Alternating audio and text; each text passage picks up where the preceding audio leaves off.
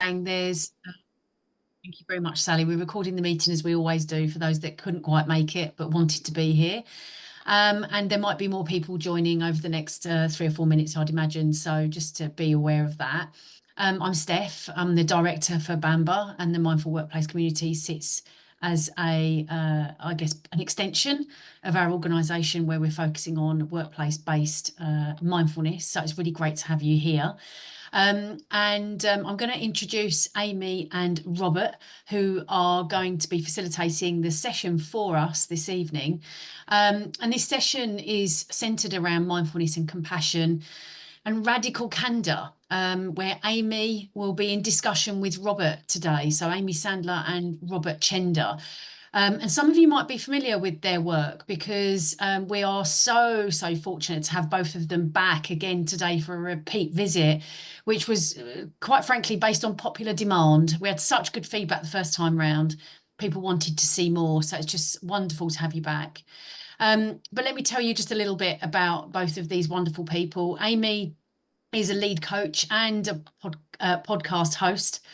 Wonderful thing that is, at Radical Candor LLC, and has shared Radical Candor as a concept to thousands of people globally, startups, Fortune 100 companies. But Amy's also an executive coach, obviously a mindfulness trainer, which is fantastic to have you here talking in that context from the perspective of both, working in organisational settings as well as mindfulness. And a speaker, but brings 20 years of experience and training with CEOs, leadership teams, new managers, and has studied with Harvard and UCLA. Also, I was quite interested to see that Amy's got not only a really diverse background in meditation, but also a stand-up comedian and even a firewalker. So, we can never tell, can we, what somebody might be doing in their spare time outside of the work that we do together in these types of spaces. And then Robert, hello to Robert. Robert, I knew that you're steeped in mindfulness and had been in this space for a really long time, but hadn't realised it was as long as 30 years. So we really are sitting amongst, the most wonderful talent in this room and people with fantastic experience and skills here today. But also, Robert was an equity partner in investment management for more than 20 years, and also a chief operating officer. I always tip my hat to people that do that job. That is a tough job in any environment, as a COO, an administrative partner. But deeply skilled is Robert in blending knowledge of mindfulness practice and business, serving as that real sort of cultural change agent and helping to transform organisations. So look, I'm going to hand over to Amy and Robert, and particularly to Robert to begin with, because Robert's going to lead us with a short practice to open the session.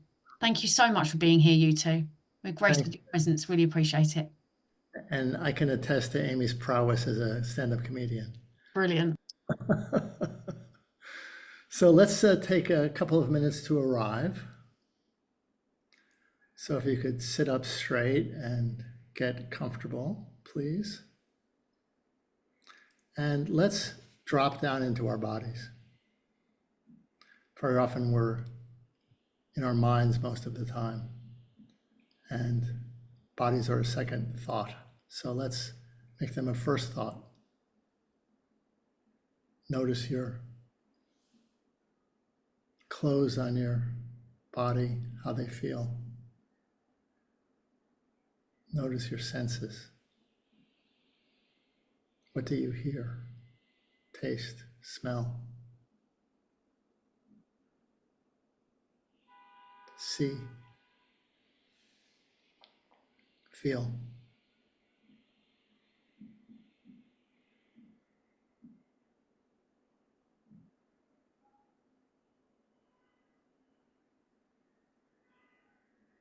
And it's Friday evening, so you could relax your shoulders.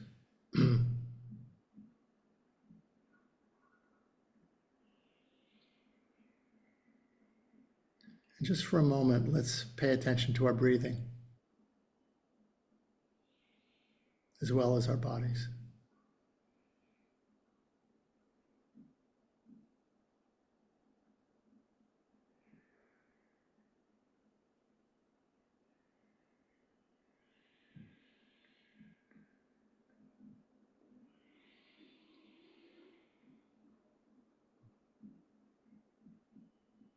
So you could open your eyes now, please, if they were closed. Come back into the Zoom call.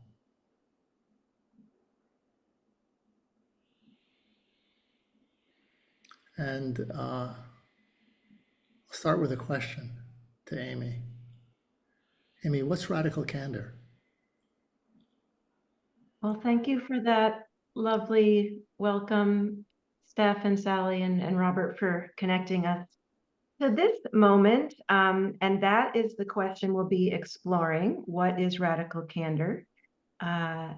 It's actually a really simple idea. It is a simple idea that if we can put into practice, can help us do great work, but I think even more important, build the best relationships of our career. And the idea is that we can care about the people that we work with as real life human beings arriving in this moment, at the same time that we're actually willing to challenge them directly.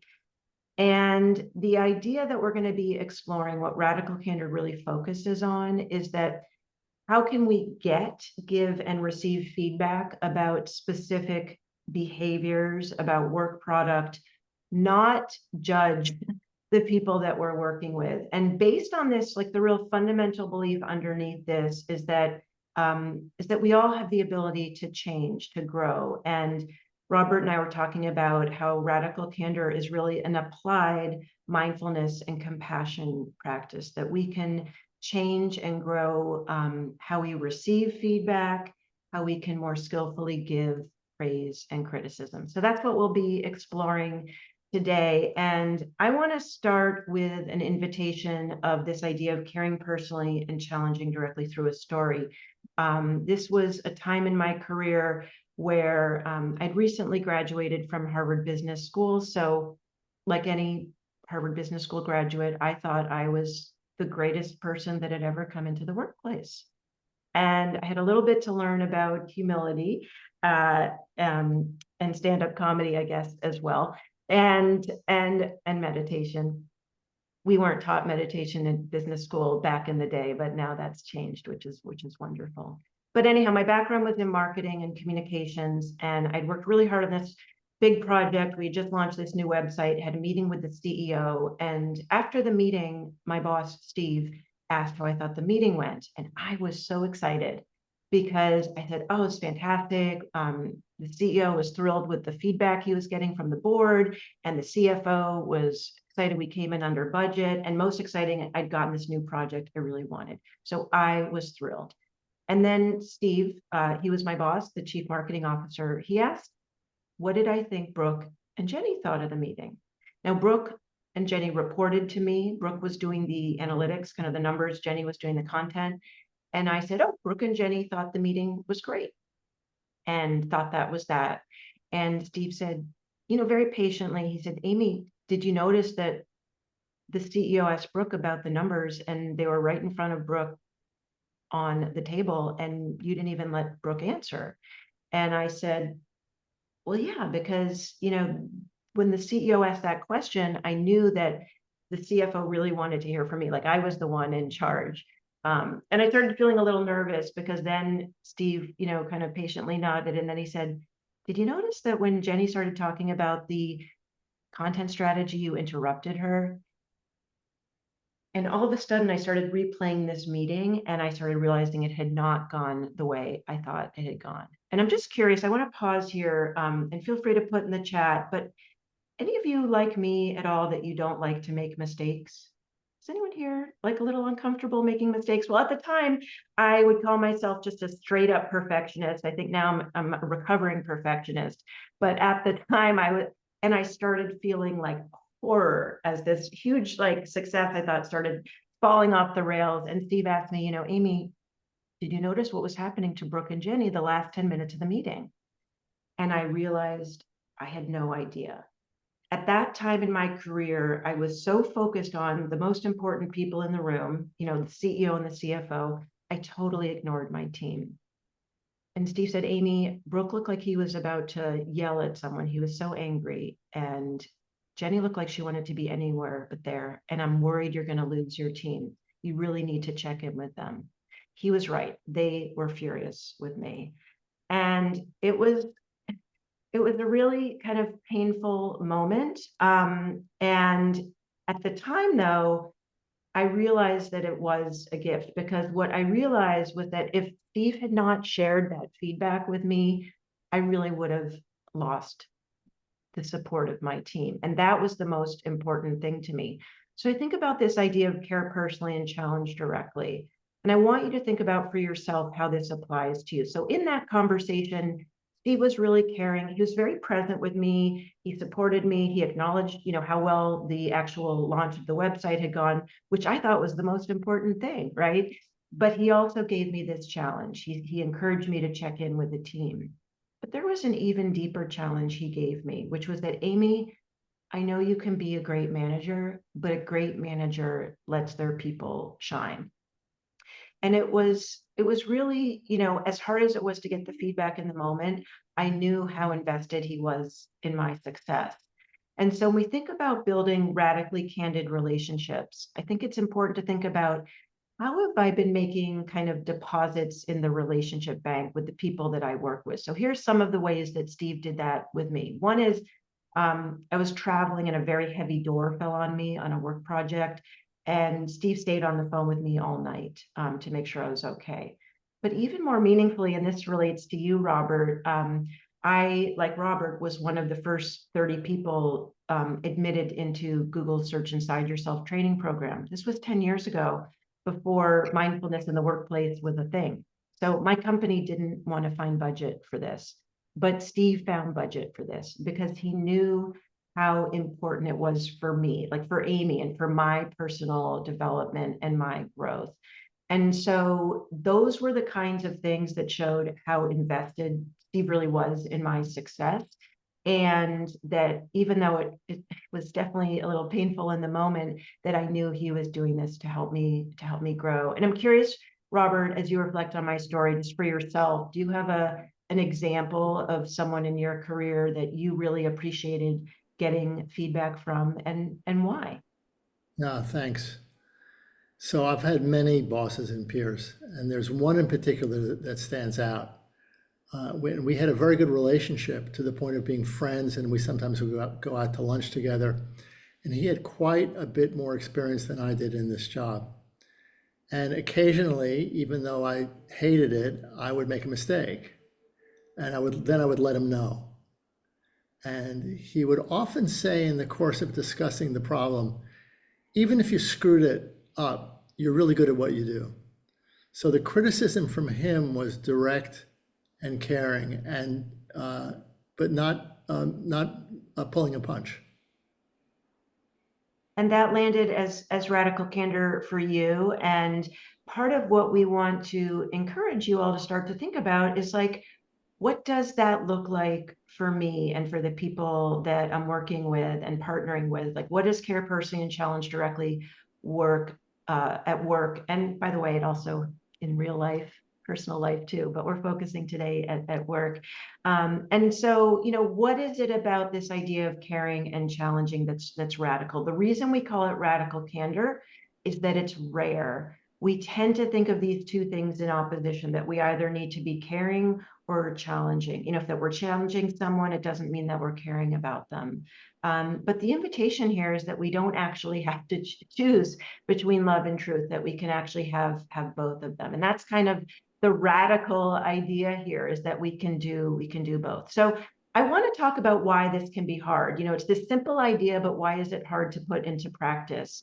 Just like maybe practicing mindfulness can sometimes, simple idea, maybe a little harder to put into practice.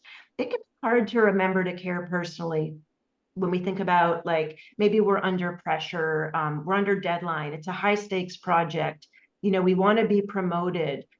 Maybe we're having technical issues and we can't get into the Zoom and time is racing, right? Like sometimes, we sort of may forget about the other folks there. How can we show up in a supportive way? We start to see the people we're working with sometimes as obstacles to our success rather than partners that we depend on for success.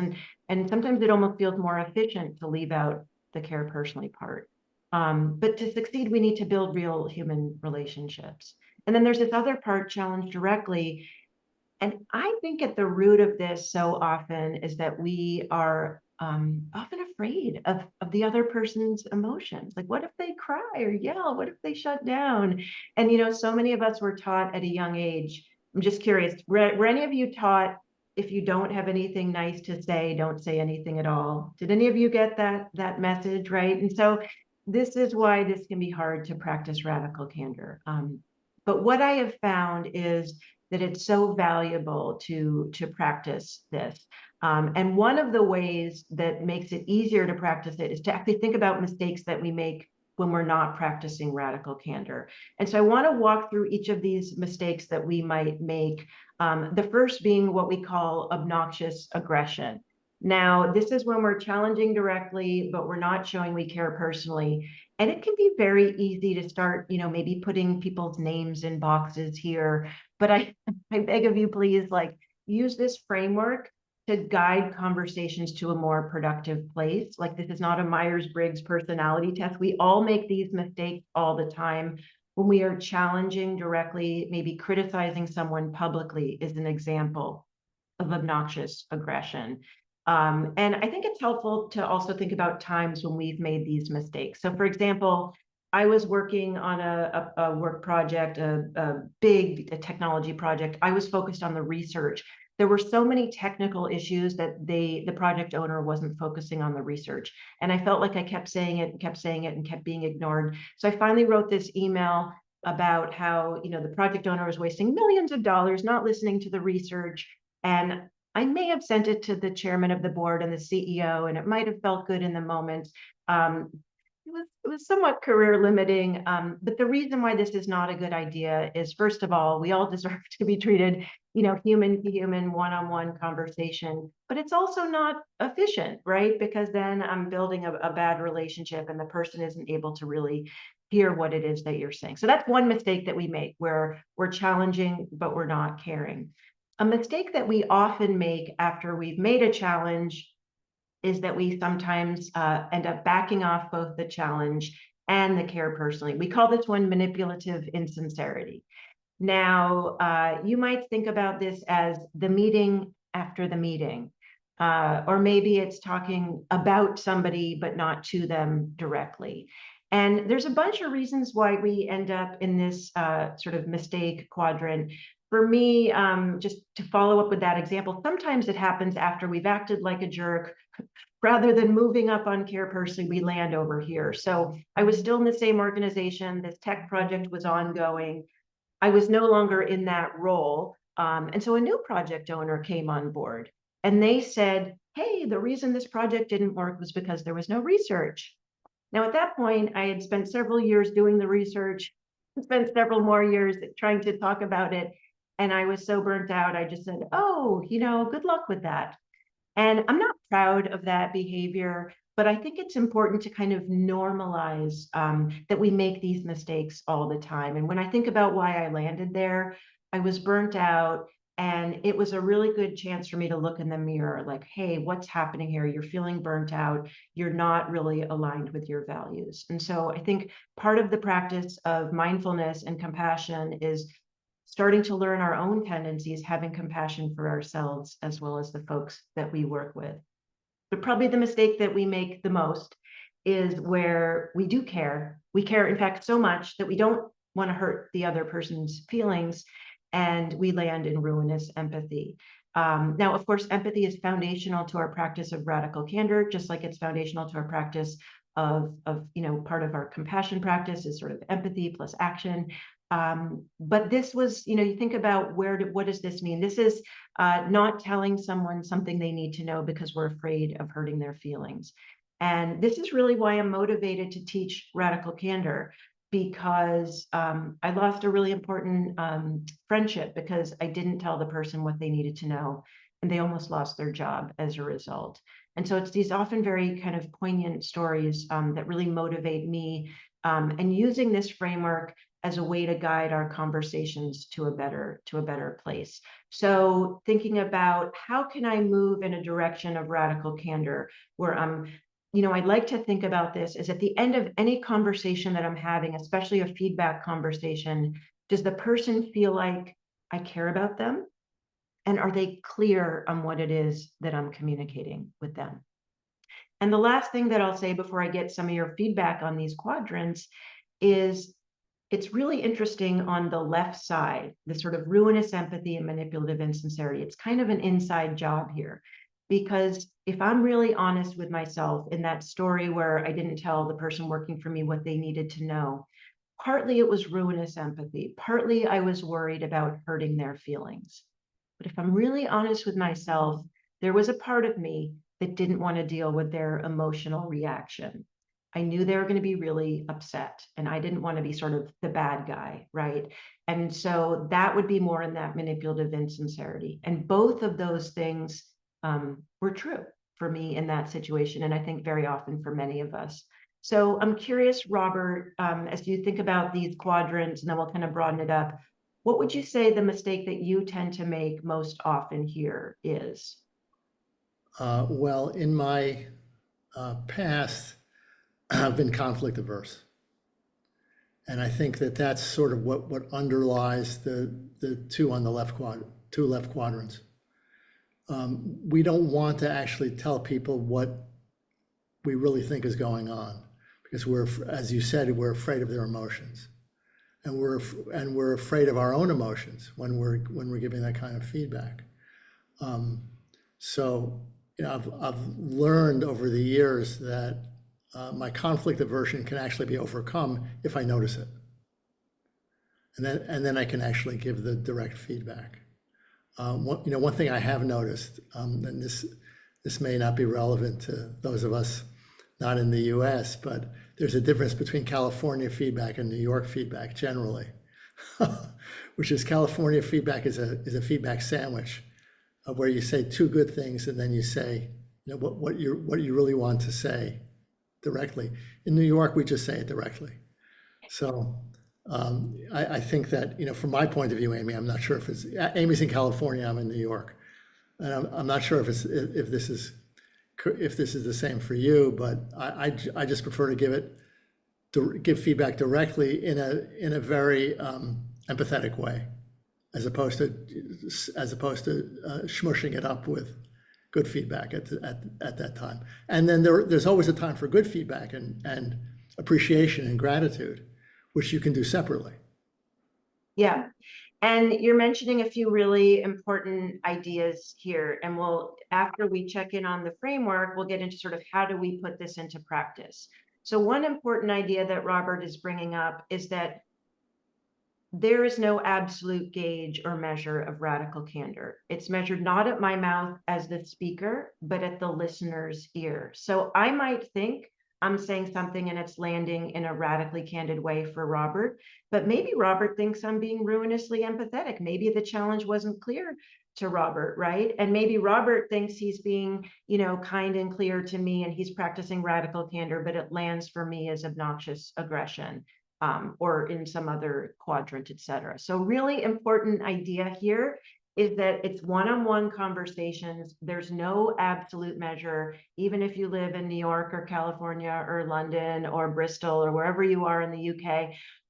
It's really about individual conversations and how is it landing for the other person. So that's one kind of really important thing. We'll explore that. The other thing, just to mention about the feedback sandwich and the perils that lie there, and we'll get into kind of how to practice radical candor, which is, again, as Robert said, both praise and criticism.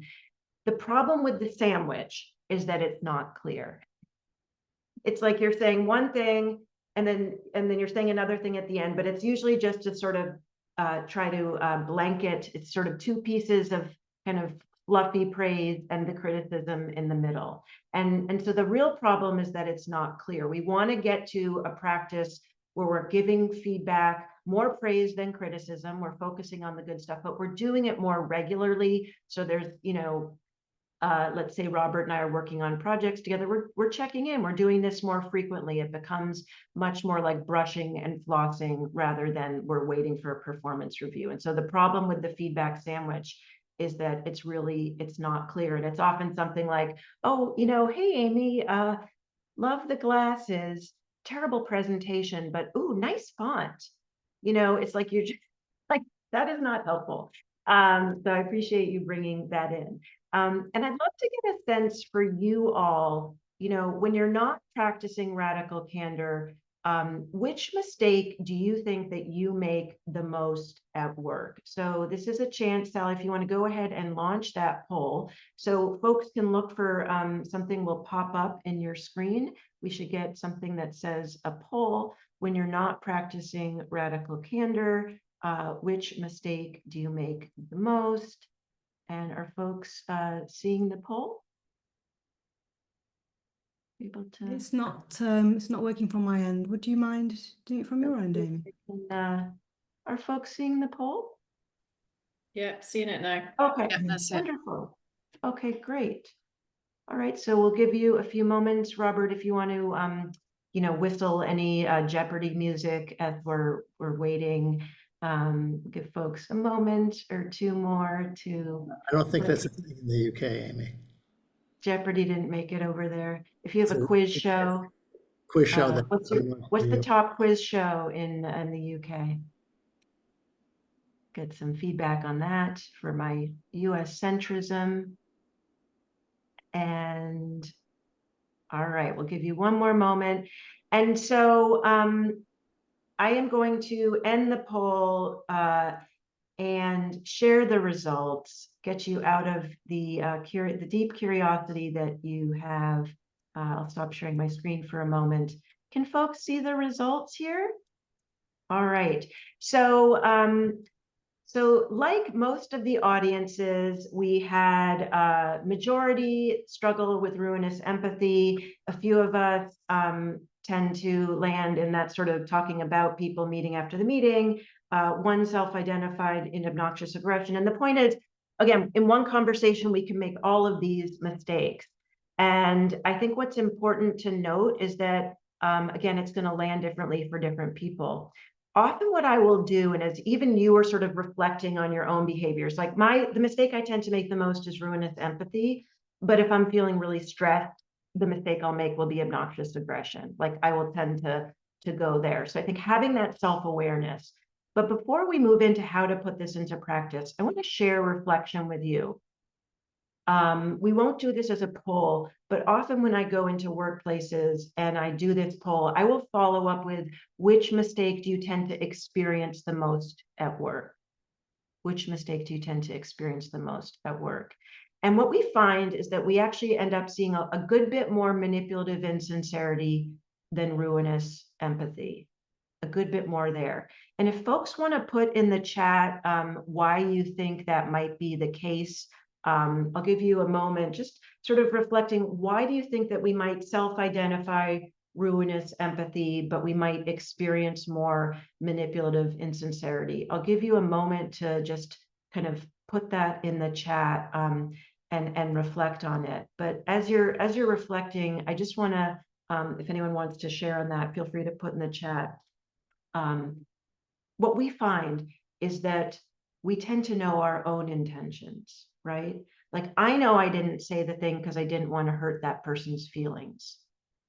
But the impact of that person not saying the thing might land very differently for me, right? Oh, Robert didn't tell me this because, X, Y, and Z. I start making these stories up about why this isn't happening, that people are having these conversations, this sort of fundamental attribution error.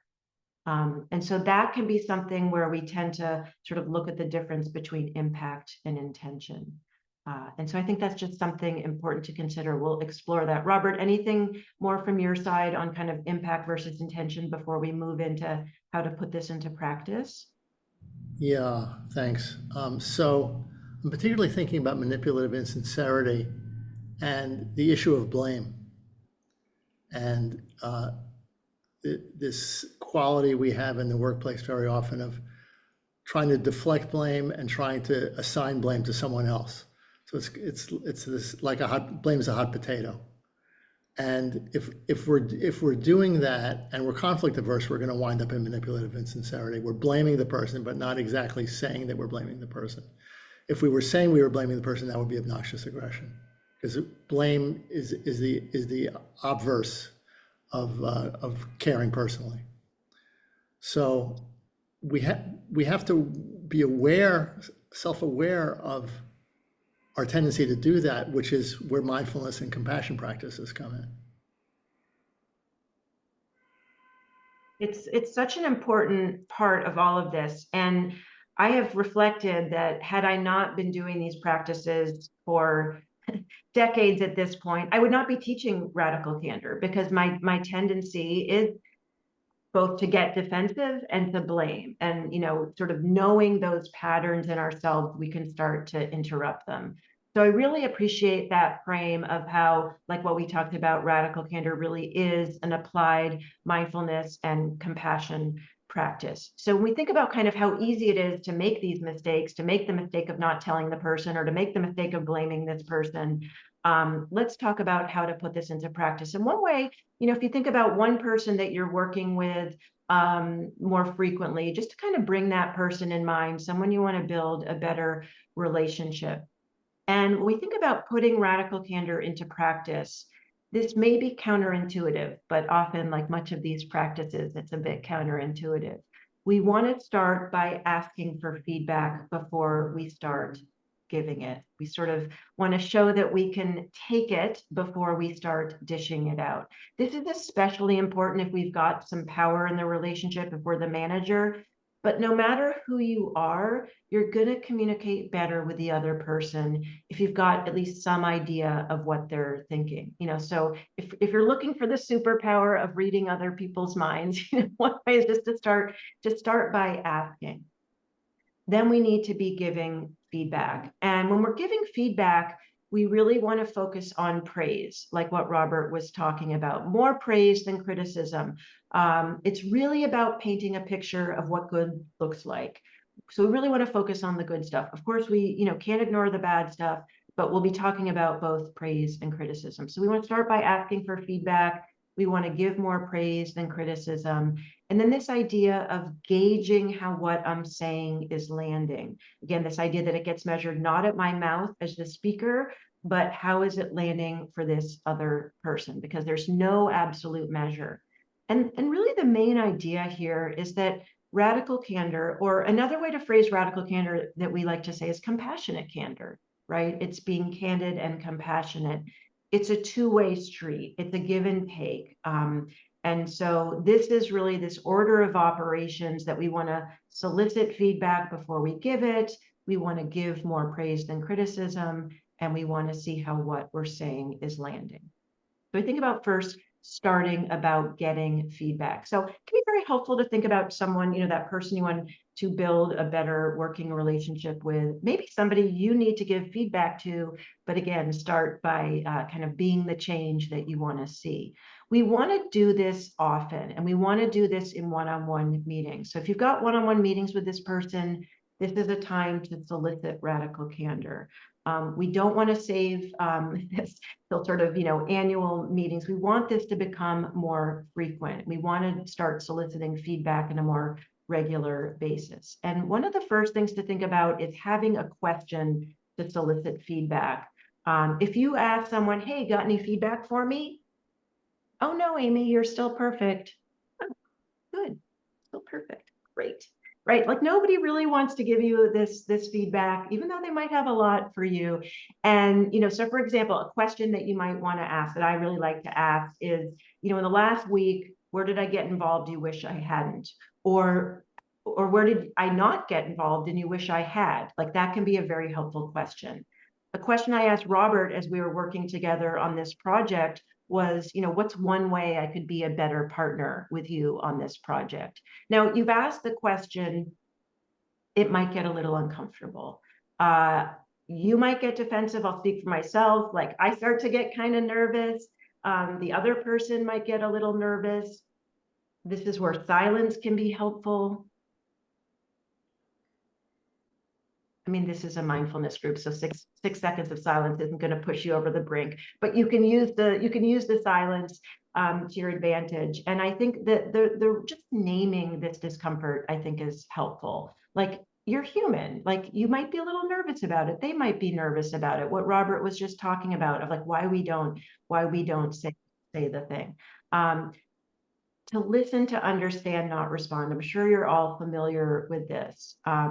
And, for me, this is where my mindfulness and compassion practice has been so important. This idea of getting curious, not furious. If you can, repeat back what the person said or ask a follow-up question, to really get clear on what they're trying to say. This is where, these practices of what is my intention here? Yes, I might be feeling some emotion, but it's, I want to learn more. I want to be a better leader, a better partner.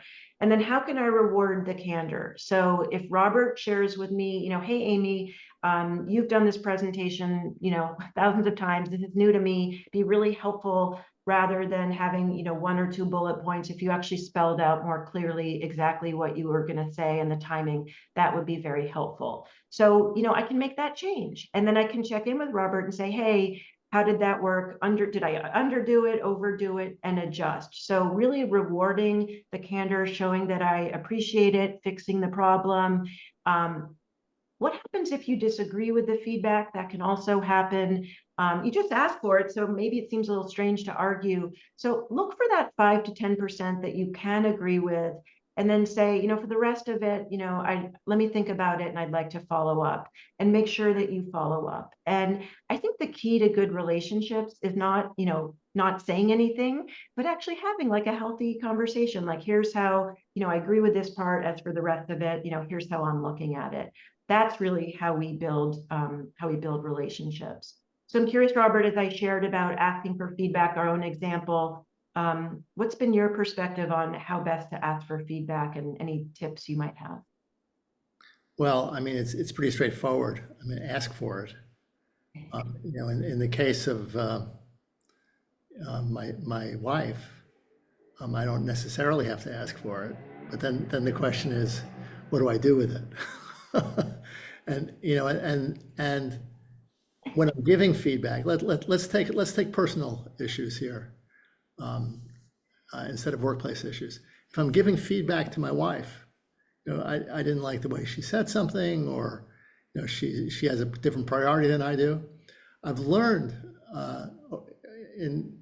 sometimes painfully, that I have to be very direct and very kind. And then there's no, there's no extraneous noise. It's just, and then she might disagree with me, or she'll thank me. Thanks for letting me know. So, we can apply this, not only in our personal relationships, but also in our workplace. When we're asking for feedback, we can just absorb it. And as you said, Amy, if there's 5 or 10% that you agree with, great. And then you can examine, why don't I agree with the rest? Because they're giving me this feedback, so there must be some kind of reason or truth in it.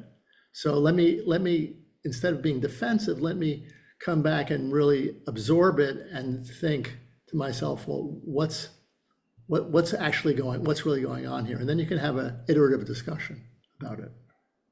Yeah, I love that. And I think, obviously in the personal relationship and having that history and that trust. And one of the things that comes up is sometimes people will think like, oh, it takes so long to build these, radically candid relationships. But in fact, by practicing this is how you build trust. I can feel trust with you, Robert, knowing that if I was doing something that was frustrating, or if you needed something from me, you would tell me. I don't need to feel like there's something that's not being, unsaid or left behind. And we think about, how do we build more psychological safety in the workplace? It's that sense of, this person is coming to me. And then I can, and the gift is that, to your point, I can either say, hey, yeah, thank you, and I'm going to make that change. The gift is also, I can really look at it for myself, and then have some more self-examination, and then choose what to do. But if you don't know it, you can't respond to it. So, Amy, I've got a question here, which is, Yeah. what do you do with someone in the workplace who gives you obnoxious aggression, or manipulative insincerity, or ruinous empathy? And you're a mindfulness practitioner and they're not. How do you deal with it? Yeah, I mean, I think that what I'll do is, let me walk through kind of the guidance on how to give it, and I'll try to weave that in to, I think one of the biggest things is that we have to meet people where they are. So even, whenever we can manage ourselves, we can't necessarily manage the other person. but I'll try to, as I go through this content, kind of speak to that example, and then we can flesh it out a little bit further. And so I think one of the most important things here, you see here 2-minute impromptu talks, and that give it is both praise and criticism. So if we're thinking about building these relationships with folks, first we want to start by soliciting feedback. So I think kind of that's job one, Robert, and what I would start with as advice for, that relationship building with that person. Have I been soliciting feedback from that person? So that would kind of be job one. Then I think about, how am I giving this person praise and criticism? Have I been giving them praise? Have I been showing them what good looks like? And have I been doing this in a more informal way? So when we talk about 2-minute impromptu talks, we want to get away from the idea of save it all up for the performance review, an annual conversation. We really want this to be a practice, just like your mindfulness practice, where it's a brushing and flossing. We're doing this frequently, in between meetings. I really like to do this. I like to save, 5 minutes at the end of a meeting to kind of check in with someone and say, this worked really well. If we've already got this baked in, then we don't need to sort of have these big surprises. And so I like to say, a couple minutes a day to prevent a disaster here. So making this part of our habit of radical candor. We want to share our feedback in a way that's humble. And what I mean by humble is that it's candor rather than truth. Here's how I'm looking at the situation. How are you looking at the situation? And I think, Robert, to that example of how do I share feedback with someone, whatever kind of feedback they gave it, shared, this is how what you said landed for me. I'm not judging them as a person. I'm judging it as, when you said this to me in this way, here's how it landed for me, and I wanted to let you know. So I'm sharing it humbly in the sense of, you might look at it differently, but I'm doing this in a way that's kind of candidly sharing my perspective, understanding they might have a different perspective. I'm doing this to be helpful, that I'm invested in their success. So I'm doing this to say, hey, Robert, our relationship is really important. And when you shared that feedback with me, I found myself getting shut down, and I really do want to get your feedback. And so I wanted to let you know because I thought this would be helpful, or I observed you doing this in this meeting. So I'm doing this because I'm invested in your success. We want to do this immediately, or as immediately as possible. And the reason for this is that, first of all, when it comes to praise, let people know what to do more of, like, why wait, right? And when it thinks about criticism, that's, sort of what to do less of or stop doing. There are exceptions if I'm feeling maybe myself too emotional about it, but often we wait, especially with criticism, because we think we're waiting for a better moment. And then it's like, I'm never going to have this conversation. And then we get more and more frustrated and more frustrated. And then it becomes a much bigger deal.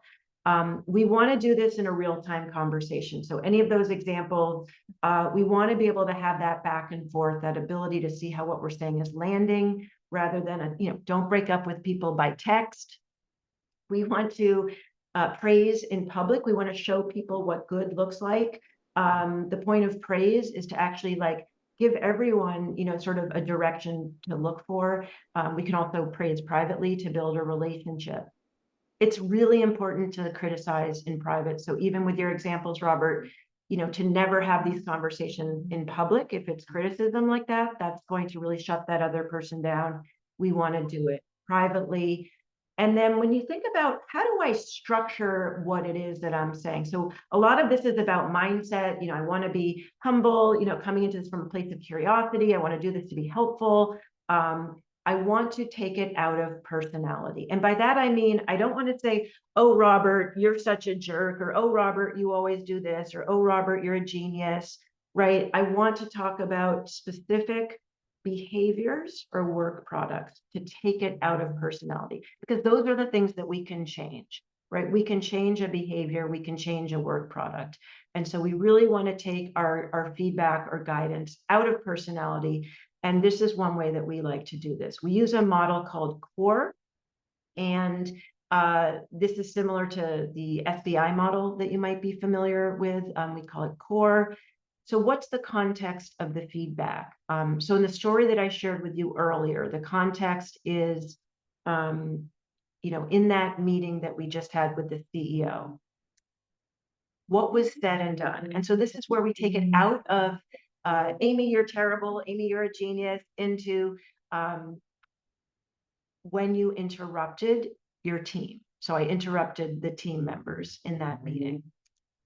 Now, this is really where you have to think through, why does this matter? What's the most important result here? Well, the most important result is that your team lost trust in you. Your team felt let down by you.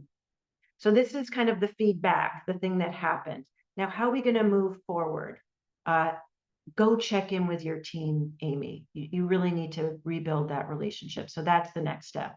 So the CEO and R kind of looking back, and then the development is the next step. And this works just as well for praise as criticism. In the meeting, when you explored both sides of the issue, you built credibility. The next step could be keep it up, having that challenge. And so having this kind of model for our feedback can be very helpful to take it out of judgment and to focus on things that can change. And probably where our mindfulness and compassion practices really come into play, and then Robert will sort of open it up and have a conversation, is how did what I say land? And we've said this a few different times. This is why we want to do this in a back and forth real-time conversation. How did what I say land for the other person? I thought I was being kind and clear, but maybe for you, it didn't land so well. So one thing that we might get is an emotional response. Whatever the emotion, anger, sadness, frustration, etc., we want to meet the emotion with compassion. And so you can use the framework to kind of guide you in that moment. Very helpful tool. Oh, there's some emotion here. Let me meet the emotion with compassion. Often what happens, there's emotion. We either back off at the challenge, like, oh, don't worry about it. I just don't want to see you cry. I'll stay up all night and do it, right? Or they get angry, we get angry, etc. So this is where all of our tools come into practice.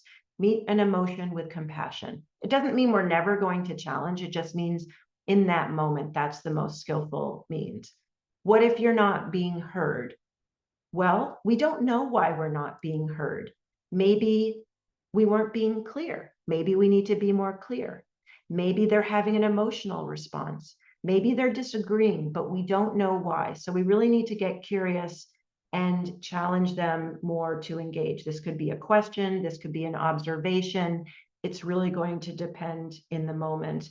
And it can be very helpful to have these conversations with the folks that you work with to explore, like in advance. Like if Robert and I are working together, I might want to say, hey, Robert, if you're feeling a strong emotion, what would be the most helpful thing for me to do here? So I want to kind of open it up, Robert, and get your reflections on sort of putting this into practice in the moment, how you have found sort of gauging emotions and working with folks who have different styles than you. Yeah, it's a very interesting and relevant question, I think, Amy. Thank you. The way to deal with, in my experience, the way to deal with other people's emotions is simply to be still. If we're reacting to someone else's, like someone else gets angry and we catch it, if you will, we resonate with it and we get angry, then everything will escalate. But if we're able to come back to the present, which is our mindfulness practice, of course, and have compassion for the other person, we can actually absorb the anger. And by absorb, I don't mean take it on, but absorb it in the sense of we can witness it. We can bear witness to whatever the emotion is: fear, anger, self-denigration, whatever it is. And then we can, once we get to the next part of the conversation, we can recognize it and say something like, I see you are angry. Tell me about that. Or tell me what's going on. I'm not clear as to why my words had that impact. Yeah. But it's about not being afraid of other people's emotions. Yeah. We're not being willing to indulge our fear of other people's emotions, may be more accurate. You know, I really appreciate that. When we think about, we'll often say, you know, with that challenge directly, like what gets in the way is that fear of emotions. And there is some courage. Like for me, the benefit of these practices and really aligning with my values, if I really do care about building a relationship with you, then that gives me a little bit more courage to actually meet you. And what I have found in working at Radical Candor the last few years is really the first time I've been in an organization where we are having these conversations and we can name the emotions that we're having, and it's actually how the relationships deepen. And I found that quite profound. So thank you for sharing that, Robert. We have a couple minutes. I'd love to hear if there's any questions or reflections you all have. If you want to, there's a way to raise your hand in the Zoom, or you can put it in the chat if anyone has questions about the content that we've shared. Or if Robert, you looks like you just unmuted yourself as well. Or if you could just unmute and state your question or comment. Sure. Steph? No, not at the moment. I have a question. Yeah. And it's about so thank you both very much, but it's about that awareness of how we are at work. So I can try to have these conversations little and often, but actually my workplace culture might not be open to this. The people I'm talking to might not be open to this, and obviously cultural change takes a lot of time. So I can persist, but it takes a lot of effort and a lot of energy. So I'm wondering, how do you start to kind of infect in a positive way the workplace, that these conversations little and often happen, but are taken in the spirit of caring personally and challenging? Because if I was to do this in my workplace, it wouldn't be taken in that way at the moment. First of all, I so appreciate your reflection, your question. It's quite a popular question, so that we actually just had a recent podcast episode talking about that very question. And the idea that I explored with Jason Rosoff, our CEO, creating almost like pockets of excellence here. Culture change, to your point, is difficult and can sometimes feel like we're boiling the ocean, whether it's radical candor, mindfulness, compassion, right? And so how can I start with even just 2 or 3 other people? And so that's one thing that we recommend, is that maybe, you know, you have a couple of other folks there that you commit to starting this practice. Start by asking for feedback. One quite practical tip that we have for folks is that we have actually created a new Radical Candor community, and you all will have access to this for free for a couple of weeks, where you can actually join other folks around the world who are trying to put Radical Candor into practice. So that will be a follow-up. But Teresa, to your point, first of all, just understanding, like, you don't have to do it all, but can I find 1 or 2 other people that can kind of be my buddies, and almost these pockets of excellence, starting by, you know, asking for feedback, and even more meaningful, share your stories with each other. Like, what's a great boss that you had? What did they do? What does Radical Candor look like for you? Like, Robert might have his version of Radical Candor. I'm going to have my version. And so I'm going to realize, oh, for Robert, it's going to look like this. It's going to look like this for me. So share your stories, ask for feedback, start by giving specific and sincere praise, and just starting small is the best advice I can give, because it can feel overwhelming if you feel like, oh gosh, where do I start? Does that feel like something that's doable for you, of like 1 or 2 other folks? Yeah, it really does. And thank you for that. Where my mind is going is, you start small. They're the people that actually can take this well. It's the people that you really it's the people outside that pocket of excellence that you want to try and tap into, and that's where the patience comes in, I guess. It's patience, and it's like having that sense of agency, because, you know, it takes 2 to practice Radical Candor. And I've been in cultures where it hasn't been as supportive, but I will just, if it's encouraging to say, you know, teaching this in different companies, it can start to grow, just like a mindfulness and compassion practice. And then you can actually start to share your stories. And maybe there's a team where you feel like, oh, that this wouldn't be as receptive, but we can share with those teams, here's what we're doing. And maybe there's 1 or 2 folks in those teams that want to join you organically. So thank you. Yeah, no, And I thank encourage you. you to join the community so you feel like you're not alone, because there's a lot of folks who feel like these little beacons, throughout. I'm aware Thank we're you. just about, Susie had a question, Amy. Susie had a question as well. okay, We can take okay, that one. great. Yes, Susie. Oh, I'm sorry, and you're on mute there, and I was just kind of responding to Robert's comment, because this morning I came across this. A loving silence often has more power to heal and connect than the most well-intentioned words. So I thought there was a nice kind of reflection. And I was also thinking that what you've talked about is, from the Buddhist perspective, comes into the category of wise speech. Yeah.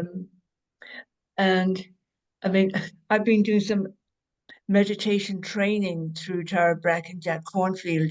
And one of the issues that I find is often the feedback in our small groups is so nice, it's not helpful. So yeah, I found this really helpful, this presentation. first of all, Susie, thank you for sharing those beautiful words. What a way to close us out. And just to build on what you shared on the training, this to me has been the biggest aha of the last 8 years teaching this, is that kind and clear, and often the kindest thing we can do for that person is to be clear. Brene Brown speaks about this as well. So thank you. I know, Steph, we want to get over to you for keeping That's okay. the timing. That's okay. Yeah, that's okay. I could talk for ages about the whole culture change piece and leadership behavior, and it just really resonates. And I'm sure that all of us could probably sit and talk about our own experiences in various different organizational settings for some time. But yeah, look, thanks so much for being here, everybody, especially in the evening, and to support and work with people like Amy and Robert, who are the other side of the world on a different time zone to us. So really appreciate you being here today, Amy and Robert, and for your energy and very thought-provoking presentation and discussion. I know that Sally, we record this, so this will be available again. And the community, the community that Amy referenced earlier will come out in the follow-up for those that want to get involved in that. So we always send a follow-up email with a link to the video recording, and then the community link will be in that. So do get involved in that if you think that could be a space that would be beneficial to you in some way, or you're curious. I think would be worth that too. Just a really quick thing before I let you go, our next event is planned for the 28th of November. It's a 5 p.m. event. We're working with overseas colleagues again, this time with Alex Strang and Fiona McKinnon, that are based in Oz. And they're going to be looking at strategically positioning your mindfulness business for the workplace, for workplace success. They run a company called Moment Co, and it's they're back with us again this year, after doing a session with the Mindful Workplace community at the beginning of this year, which is hugely successful. But what they're able to do for people that want to come along is to really bring to life this, I think this, adding on to today, actually, really talking about leadership and culture and bringing mindfulness into workplaces in practical ways. So yeah, do take a look at that and come along if you feel that might be useful for you.